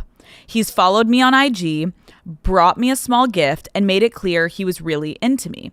Last night, I asked if he was sleeping with anyone else, and he said yes. It stung, even though we just started seeing each other. Am I crazy for being upset and wanting to be exclusive already, or am I crazy for still wanting to date him after that? Okay. Being blunt, yes, you're crazy for wanting to be exclusive already. You've known this man for 10 days. I would go as far to say you don't know his middle name. You don't know much about him other than there is a great initial spark, which is so relatable. And I have experienced this before, where it's like lightning in a bottle those first 2 weeks, and it's so fun. My thought is, I have been there also, where you're feeling in the moment there's such an incredible connection with someone that you're seeing. So when you find out they're still hooking up with other people, it fucking hurts. I don't care if it's irrational. I don't care if it's you overthinking that you guys have this great connection. Like, it's normal to feel like that. Like, fuck, we've had the best dates. We've had the best conversations. Like, yeah, that fucking hurts to know that he was inside of someone last night. Like, it fucking hurts. What I will say is, I actually really appreciate that he was honest with you. He didn't offer up this information out of random on a date being like, yeah, this bitch I fucked last night. You asked him, are you sleeping with other people? And he was honest with you. So I think you have to look at that, where I have dated so many fucking men that they would never be honest. And then I would find out like a year later that they were completely lying. And then they actually went on to cheat on me. So it was like, oh, you couldn't be honest before we were exclusive. So why the fuck would you be honest while we were exclusive? So points for him for being honest, even though it hurt. Here's what I will say. I think the only option for you is you could go back and be honest and say, hey, I have had such a fun time having these great dates with you. I will be straightforward, though, that when I did ask if you were sleeping with other people, I was kind of surprised by my reaction internally. Like, I was upset that you're sleeping with other people. And I realize that's not okay, because we are nowhere close to dating. We've gone on 3 dates. They've been awesome. But I guess what I will say is I do really like our vibe and where this is going. And so all I will ask moving forward is that you do keep that same level of honesty with me throughout the rest of us talking, because as much as it sucked to hear, it is what I needed to hear to like keep me in line. And I think, if I'll be honest, like you getting me that gift, it fucked with my head a little bit. And so I just want to be honest where we're at. I still want to talk to you and hang, but I was a little thrown off. And hopefully his response is like, I am so sorry. Also, I need to know what the gift is. Like, did he buy you coffee? Like, don't lie to me. You're like, he got me the most incredibly delicious gift, Alex. I'm like, did he buy you a fucking latte, you whore? Like, you're like, yeah, he got me a fucking water bottle while we were at Walmart. Like, no. If he's getting you like jewelry, crazy. But if he got you like flowers, I actually think that's okay too. Like, maybe he's just trying to be a sweet guy. The point is, Daddy Gang, is beginning days of relationships are so fucking difficult because no two people ever move at the same speed. One person is always going to catch feelings faster. And so the way to actually have it be a potentially healthy future is you have to be so fucking upfront and honest and communicate. But also, you have to also be self-aware and do the opposite in moments to realize you don't always have to be like, I really wish you weren't having sex with other people. You can feel that, but maybe you can not say that after 10 days of knowing this man, because you may come off actually as the one that's trying to progress it too quickly and you're going to scare him away. Let things progress naturally, even if it hurts a little bit knowing he's still out there hooking up with other women. Okay, next question. Daddy, please help. I'm 23 and recently started my first job as a nurse. My manager is horrible and treats me like I'm a clueless child. She talks down to me in front of patients, nitpicks everything I do, and clearly doesn't respect me because I'm young. I know I should stand up for myself, but I have zero confidence when she's around. How do I deal with a toxic boss without risking my job? Okay, first of all, I want to validate you when you just said I have zero confidence when she's around, like, because I'm nervous to stand up for myself. That is normal. And I want to normalize that. Like, when people are like, oh, well, just blah, blah, blah. No. This person holds the keys to your career right now. And so there is a power imbalance that is happening. It is so fucking difficult to navigate these moments. So I am sorry you're dealing with this, especially being a nurse. You're trying to help people. And the fact that your supervisor above you is treating you less than, it's not okay. So if you guys watched my Hulu documentary, I think it was actually really beautiful. A lot of the biggest takeaways that you guys wrote into me was, oh my gosh, the gift that your mom gave you of teaching you to write everything down. And I couldn't agree more. Shout out to Lori Cooper. My mom, my entire life, has always said, write it down.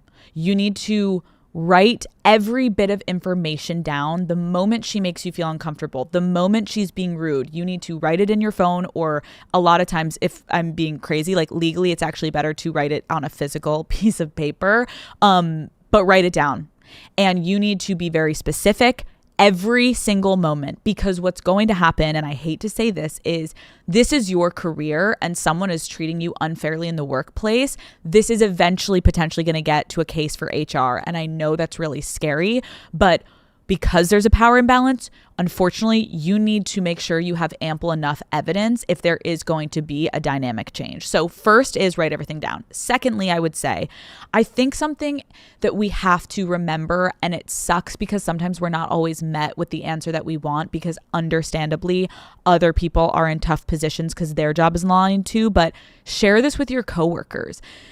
I remember back when I was in college, a big thing that I struggled with when my coach was sexually harassing me was, I'm in a competitive situation, right? My teammates who are wanting my position and I'm wanting their position. Like, it was hard to open up to certain teammates, but it was easier for others. And I'm happy that I did that, because those people stood up for me in the end. And then some women didn't, you know what I mean? And that's their prerogative. But I think for you, find your allies. You're not asking them to do anything almost. You're just asking them to hear you out and to listen to you. Because then when HR has to get involved one day, you will say, this person and this person I've shared this with them and I've confided in them and they have witnessed it, just so there's some witnesses. And when you're in the room and this woman is doing this to you, you can make eye contact with your coworkers and they can acknowledge, oh yeah, here it goes again. So make some allies, share what's going on. And then the next step I would say is, I wouldn't even say this is like giving someone the benefit of the doubt, but I think this is something that my parents have also instilled in me. And as uncomfortable as it is, and as hard as it is, I want to vouch for you right now and validate you and say it's so fucking hard. But I think you should have a conversation with your boss. And it's going to be uncomfortable and it's going to be awkward and you are going to feel emotional, but you need to advocate for yourself because this will only help you in the long run with your career and learning to have difficult conversations in power dynamic imbalances. And her response to what you come with, that's on her. We can't control if she's going to be inappropriate and rude again, but you can control yourself so that you can again write it down that you went and you asked for this woman to just treat you fairly and she couldn't do it. And I had written down when I was preparing this episode for you, I thought something that you could say literally verbatim, because I know this is a very sticky situation, is you could sit her down and say, hey, I just wanted to have a moment to just quickly check in with you. So I think you need to approach this entire conversation and under the guise of feedback. You are coming in and you are essentially going to say, I am always open to feedback, but I would appreciate if we could keep it professional and respectful when that feedback is being given, especially in front of patients. Essentially what you're saying is you're a fucking dumb cunt who's being absolutely unprofessional, and I'm coming to you as your underling, and I am literally trying yet again to be professional back to you, and I would love if you could meet me there, you dumb fucking bitch, okay? And when she can't do that, or hopefully she does say, I completely hear it. And maybe she'll voice something. I have found that. And then maybe she gives you feedback and then you'll say, totally understand. I want to get better at my job. But I just, again, please would really appreciate if we could keep it respectful in our communication and appropriate. If she cannot handle it, which I'm assuming she can't because people are in fucking power trips over power trips when they're in positions of powers like that, yet again, you will send a follow-up email to her and you will put in writing to your boss, I just wanted to thank you for your time.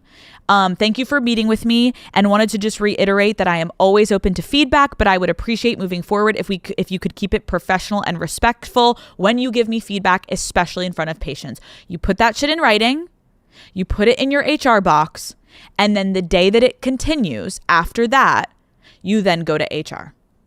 And it sucks and it is... Daddy gang, like it is fucking everywhere.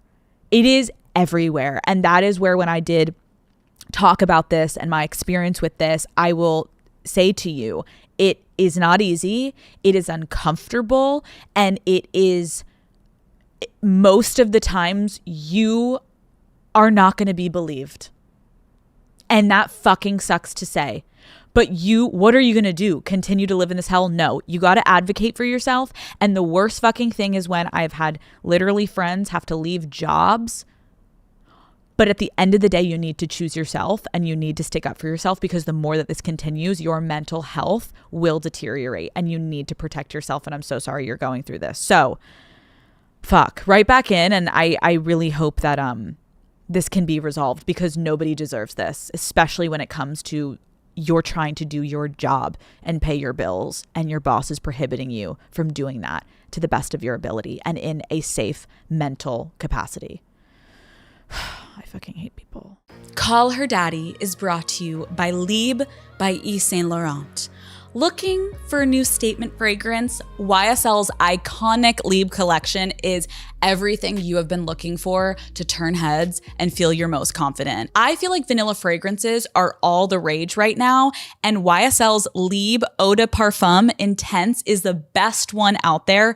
If you're looking for something that is subtle, delicious, and sweet, you cannot go wrong, Daddy Gang, with Libre by Yves Saint Laurent. It truly smells so good. And of course, the original Libre Eau de Parfum never misses either. That iconic fragrance is infused with lavender and orange blossom, and it's the most amazing warm floral for every day. Daddy Gang, I have truly never gotten more compliments in my life than when I'm wearing something from YSL's Lieb collection. Listen, I may be showing up somewhere rocking a sweatsuit, but even if I don't always look completely put together, you better know I'm always smelling good, okay? I always smell put together. The scents are warm, they're cozy, and just always feel sexier when I'm wearing something that smells amazing. Matt loves the vanilla flavor, so I can't wait to wear the Lieb Eau de Parfum Intense next time we have a date night. Having a good signature scent has been a mission of mine for a while now, and I have finally found it. So if you're looking for something that is subtle, delicious, and sweet, you cannot go wrong with Lieb by Yves Saint Laurent. Shop now at Sephora. Daddy Gang, it is time to stop wearing the same pair of stretched out, busted leggings from 5 years ago. We deserve an upgrade, okay? So here you go. I know that these Roback leggings are going to officially become your favorite go-to leggings. Roback just launched their new Vista collection, which I know is going to become your go-to favorite. They are a classic style, so they work with literally everything. They're also soft, high-waisted, we love, and flattering in all the ways that make you feel like you actually have your life together, even if you're crashing out on a random Tuesday, okay? And it's not just leggings in this collection. Roback also dropped matching bra tops and layering pieces so that you can create the perfect set. And you guys know there is nothing that I love more than a cute, comfortable matching set. It looks like you have your life together. It's like, oh my God, she's a fashionista. You know what I mean? Worn together or worn separately, Roback's Vista collection is perfect for hitting the gym, grabbing a coffee with friends, or looking hot without trying too hard when the new guy you're talking to comes over. Daddy Gang, it's time that we stop pretending that those 5-year-old leggings are still working for us and upgrade to the Roback Vista collection. Use the code CALLHERDADDY on roback.com for a generous 20% off your first order. Woo! Through the end of this week. That's spelled RHOBACK.com. Love you. Okay, next question. So my parents recently retired and are in their empty nester phase. I know it's been a hard adjustment for them, and I feel bad even saying this, but my mom has gotten so clingy. She calls me multiple times a day and is always texting me and is constantly asking when I'm coming over to see them. I obviously love her, but I think we need some boundaries. How do I do that without hurting her feelings? Girl... Lori, I love you, but girl, my mother and I, we now laugh about it, but we went through this exact same thing. And it is so fucking normal. And I want to validate you and tell you I have been there. And I know my mom wouldn't care about this because I know this is real life. Like, this is so fucking normal. And here is how I think you could handle it. Number one, not to like invalidate you, but it's like the best part of this is like your mom loves you to death and she just wants to talk to you. And she clearly isn't reading the room because she's bored. She's literally bored and she wants to talk to you all the time. And it's becoming overwhelming. But with daughter or son and mother dynamics, it's fucking hard because when you get to a point where you are the adult trying to set boundaries with your parents, it can trigger them in a way that even if you're being so loving, sometimes they can take it the wrong way. It can feel like rejection. It can feel like you don't want to hang out with them at all. Like they can just misinterpret what you're saying. And sometimes, let's be honest, with our parents, we aren't as familiarized with like being the mature one and being like, hey, I really need you to blah, blah, blah, blah, blah. They're the parents. They're the ones that are supposed to be being mature enough to realize, hey, you're breathing down my throat. So I can also validate you and saying like, this fucking sucks to have this type of conversation. And sometimes it's not a one-time conversation is what I will prep you for. Because when my mom and I went through that phase where it was mostly because I moved across the country. And I think my mom was feeling so disconnected from me. And my siblings still both lived on the East Coast. And I was the one child that she just like, I was busy and I was doing all these things. And she would watch my life on social media, but then she kind of like didn't know what I was actually up to behind the scenes. And she would always want to talk to me. And so she would call me so often that then I almost felt this pit in my stomach where I was like, there's so much I have to tell her. And I haven't talked to her in so fucking long. I don't know where to start. So then I would put it off even more. And then it would build up and build up and build up. And she would feel rejected and like I wasn't wanting to talk to her and connect with her. And I would feel like I was like being smothered and it was too much. And it was like more quantity over quality, just like nice, good conversations that we could both agree on when we were having them. So here is what I will say now that I've proved that I can relate to you. First things first, I think you need to have a conversation with your mom, and you need to go over to her place, or you need to FaceTime her, and you need to basically say, Mom, I love you so much. And I have been thinking about it recently that I have this like, I don't even know if it's guilt, but there's just like a pit in my stomach when it comes to our relationship right now. And I want to clarify, it's nothing bad that we're both, either of us doing. I'm realizing we're in this weird phase where our dynamic is changing. And I know you're in your empty nestering, and I'm fucking busy, and we're not clicking right now. And I love you, and I always want to click with you because you are my mother. But if I can give you any insight into how I'm feeling, I sometimes feel like I love that you reach out, but when it becomes a lot, and I know you're probably not doing it to smother me, but when it becomes a lot, I get overwhelmed because I feel like I'm letting you down, that I can't pick up the phone every time you call. And so what I was thinking is having an open dialogue about, let's reset the dynamic. Let's be honest about, you want to talk, I want to talk, so when can we talk? And let's set time, or let's send a text every week being like, hey, my day or night is light on Wednesday. Would that work for you for a quick FaceTime call? Or could you do dinner on Wednesday? And you guys find a time once every 2 weeks, or once a month, or once every week, whatever you're comfortable with, your cadence. Everyone's different. And ask her, would that work for you? Because I want to tell you everything, and I want to give you all the details. But I also want to be clear, if I get busy some weeks and I'm not able to talk to you, I really want you to know it is nothing personal. I'm not avoiding you. I love you, Mom. I'm just busy living my life as a woman in her 20s. I've got my friends, I've got my relationships, I got my job. I'm all over the place. And you're my constant. I love you. But sometimes I can't give you all the updates. If you meet your mother with that level of like, I love you, and I'll be honest, and I have talked about it with Lauren a lot of times, where we would be like, I'm getting the ick. I'm literally getting the ick. Push through the ick and have a loving conversation. Sometimes you want to be like, I literally can't even have the conversation with my parents. They're annoying the fuck out of me. This will get the dynamic reset, but you have to be the one to do it. And I know it fucking sucks, but you will thank me in the long run, because I have never been in a better place with my mom. We went through a lot of changes, and it almost took us a year to come back to like center. And I think a lot had to do with, Matt became my primary person when we started dating. I moved across the country. My mom was no longer my primary person, because my mom is my best friend, and I would always call her about everything. And all of a sudden I started calling Matt more, and then I would talk to Matt more about things, and I wouldn't call home as much, and I didn't rely on them as much. And then I built a friend group in Los Angeles, and then I started being busy.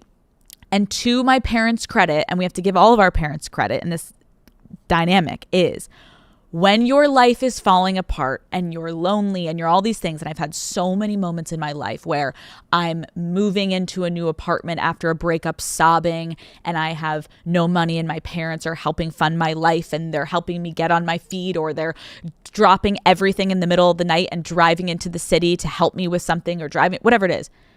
Your parents usually will drop fucking anything for you, and we expect that of them. But because it's a child-parent dynamic, they can't expect that of us. And I think that is a really fucking hard thing that I'm even mentally preparing for whenever I decide to be a mother. It's like, they give you 100 and you don't have to give them 100 back. And as a parent, you kind of have to acknowledge that that's what parenting is. They love us unconditionally. And sometimes we're like, I need you. Well, now I don't need you, and I'm not going to call you for 2 weeks. And they're like, oh, you need me when you need me, but when you have all the fun stuff happening, I only get the calls when you're going through a disaster. That's parenthood, apparently. Okay. So I have all the empathy for all the parents out there, because my mom and I have had a lot of conversations about the dynamic is fucking hard on both sides. Let's acknowledge it. Let's talk about it. Put it out in the open instead of you having this pit in your stomach. And I promise you, the pit will immediately go away. Because when I had my conversation with my mom a couple of years ago, she met me with, we cried, we hugged, and we were like, why didn't we talk about this earlier? Literally, that's how it ended. We were like, and now we have this whole rule where we're like, never will we get back to that place. We're just going to always talk it through. Okay, next question. Hi, Alex. I need advice. I have lived in New York for a couple years and made some really great friends, including my best friend. Let's call her Kayla. A couple months ago, my good friend from home moved to the city, and I immediately pulled her into our friend group. She and Kayla really hit it off, which I love, but they started hanging out one-on-one without me, and it kind of rubbed me the wrong way. I never said anything, but I just found out that they planned a trip together this summer and didn't include me. I get they have their own friendship now, but how do I tell them that this really hurt me? Okay. Wow. Damn.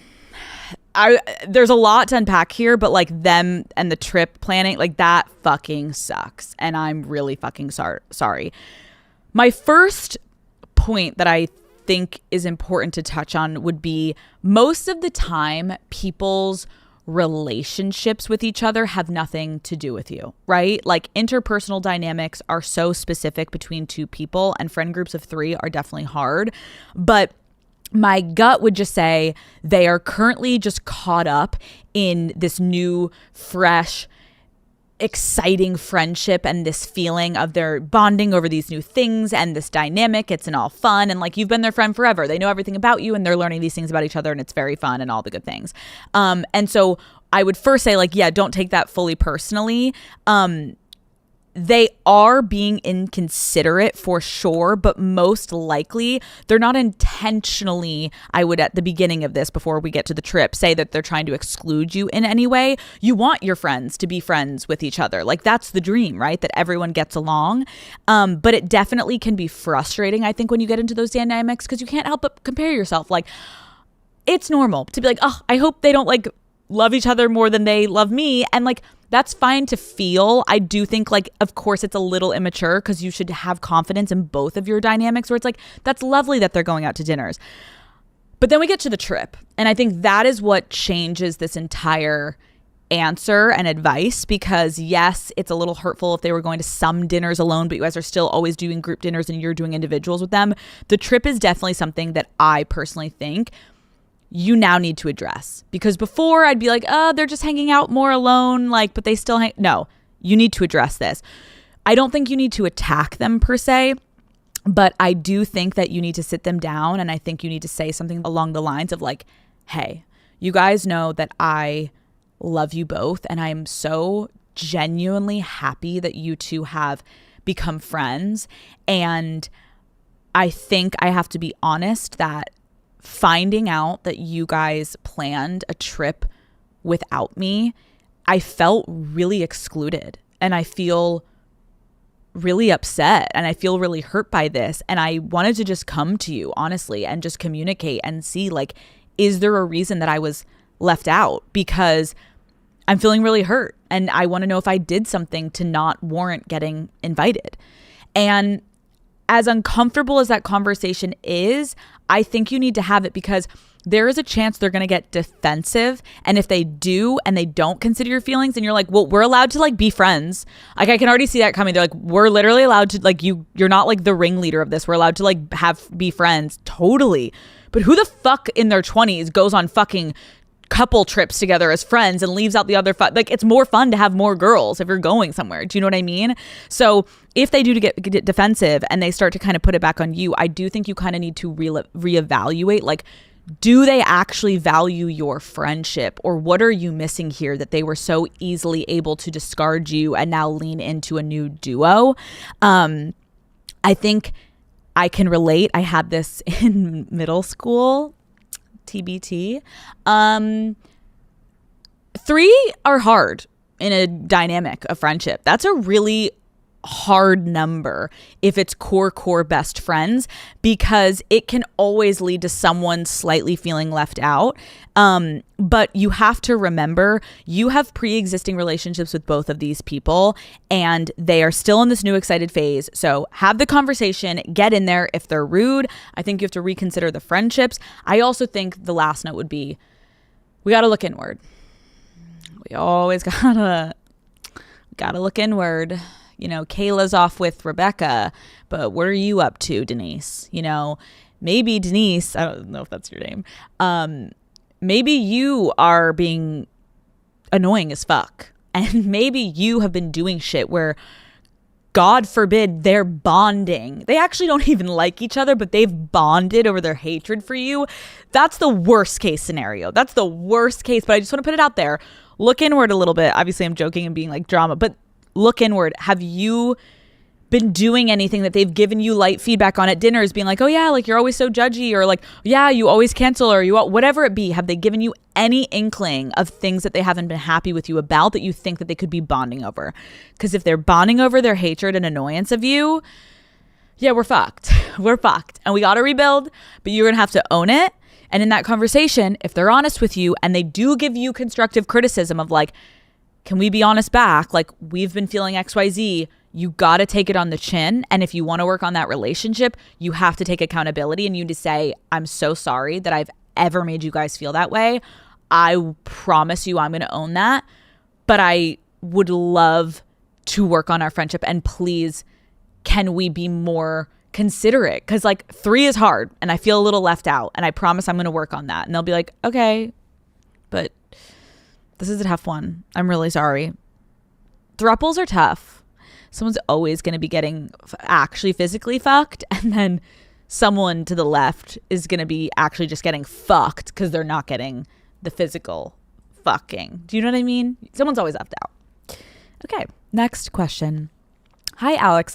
A couple months ago, I found out that my boyfriend had been asking his ex-girlfriend for explicit photos. What the fuck?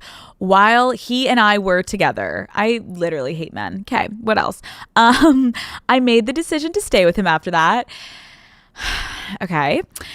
Nothing that I know of has happened since then. However, I looked up his ex-girlfriend on Instagram the other day and he liked her most recent photo that was posted 1 day ago. Motherfucker. Is this grounds for a breakup? Am I being over dramatic? It feels like a big deal to me, but is it just stupid Instagram and it's just a like? Yeah, girl, they okay. Well, you know, here's the thing. You got to end it. And I love that you're like, is it just a stupid Instagram like? No, he was getting nudies from his ex. That should have been the end. But now the Instagram, like, it's got to end because it's just disrespect through and through. This man is taking a massive giant dump on your face and you keep just wiping it off and being like, it's all right, we'll get through this. And it's like, he's like, God, she just gets back up every fucking time. She's a warrior. And he's just plowing you. Just plowing you. And he's like, God, there's zero self-respect. I can just fuck this bitch up and she just stays with me. Okay, I'm sorry, that's tough love, but like actually, we got to have a little bit of self-respect here because he has none for you. So the only person that's going to respect you in this dynamic is yourself because your boyfriend clearly has no fucking respect for you. So this is what we're going to do. We're going to break up with this man. He is showing you he doesn't like you. He has zero interest in ever stopping his inappropriate behavior. Let me say this. If your boyfriend is liking other girls' Instagram photos, you should not be with that man. That's weird. That's creepy. And don't ever let a man just be like, oh, like you're so drama. Like, what do you mean? It's just a like. A like means my wiener is hard, so I'm gonna poke you. He's probably liking the picture with his weenie. He's like, pink. He's jacking off and it's like, hey, give it a like. And then he's fucking sliding into her DMs and sending a disappearing fucking mode dick pic that he just jizzed all over a fucking picture. And you're like, it's just a like, right? You're getting brainwashed by men. Likes mean I like your pussy. I want to get in and around that. And guess what? He's already been inside of her because it's his ex-girlfriend. That's what makes it even worse. It's like he's like basically showing you he could. Let me say this. Men could try. And if you're like in that part of your life where you're going to get gaslit like that, men can try and be like, it's just a like, you're being so drama. Fair. It's his ex. Like there is no gaslighting of like, you're being dramatic. No. He has licked her labia, her lips. He knows if she has an innie or an outie. He knows the exact angle to her G. Well, he may not know her G spot because he may be like horrible at fucking. That's besides the point. He knows what her tits look like. He knows the size of her nipples. He knows what her belly button looks like. He has come on her back, her chest, in her mouth. He's come in her hair. Okay. They've gone to family dinners together. Like, they've been in it. But no, yeah, it's just a like. It's just a like. It's just a like. It's never a like. End the relationship, have some self-respect, and move the fuck on, because you are going to be 10 times happier, because this is what I will tell you, because I have been there. I am no better. I have literally been cheated on, and I have stayed with someone. And when I think back to that time, I was just so afraid. I was so afraid to leave. I was convinced there were so many things going on. Your ego is not in check, so you're like, what do you mean, like, I'm gonna break up with him? So you almost want to, like, you want to convince yourself that you can make it work. He already told you he doesn't want to make it work, but he's like, well, fuck, this bitch just keeps coming back, like, okay, I'll keep her around and she lets me cheat, it's perfect. No, self-respect, get out. And I'm telling you, once you leave, you're gonna feel like shit for 2 seconds, and then you're gonna be at a bar and you're gonna see a fucking hot ass dude, and you're like, yeah, I can find better. So end it, move on, and never fucking put up with that shit again. Okay? That is it for this week's episode. And, oh yeah, look, wait, you guys, this is such a nice little closer to the person that just wrote in about you getting fucked over. Now we go all the way back to the beginning of this episode. We love a full circle. You're going to be alone. And what are you going to do? You're going to listen to the beginning of this episode, and you're going to learn how to be alone. And you're going to be the hottest, baddest, most gorgeous bitch ever. You're going to be so good at being alone. You don't even need that fucking dirty, crusty ass, little fucking loser ass bitch boy of a man. So Daddy Gang, I love you so much.